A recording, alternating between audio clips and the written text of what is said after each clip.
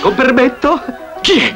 Non gridi, tia Calbo. Ton Teodoro dal Cuore d'Oro e torno qui per aiutarla. Ma quale aiutarmi? Lei ha di fronte un fallito. Se esco mi linciano. È vero, fuori c'è la matta inferocita. Ha visto? C'è anche la matta. Come c'è anche? C'è unicamente la matta. Ma io sento queste grida inferocite. Appunto, è la matta.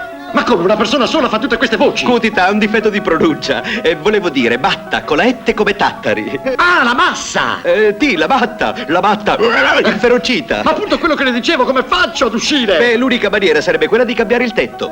Cambiare il tetto? Sì. Ma che bella scoperta, ma per cambiare il tetto bisogna uscire però. Cutita, tetto con la ette. Ah, con la S. E setto. No. Testo. No.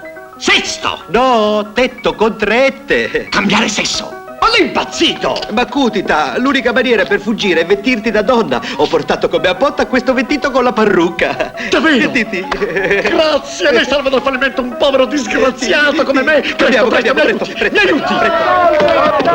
Permesso, scusate. Buongiorno. Scusate. Cuti, Tignore, ha dimenticato la pipa. Ho dimenticato la pipa, vero? No, fermo. Oh, disgraziato, no! Io t'ammazzo, io ti distruggo, sai! Vieni qui che ti scaravento dalla finestra, sai! Au! Cutita, non ti disturbi, faccio tutto da solo, con permetto. Ma cosa fa adesso? Volo!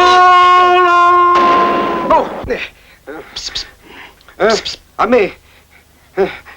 Credevo di poter volare. No, perché? Con Api si vola! Fatto il pieno. Olio a posto. Pronte le gomme. Buon viaggio. Ed ora con Api si vola! E si vola sicuri con Apilube Super! L'olio dell'autostrada. Apilube Super. Parte a freddo, resiste a caldo, non si consuma. Apilube Super. L'olio dell'autostrada.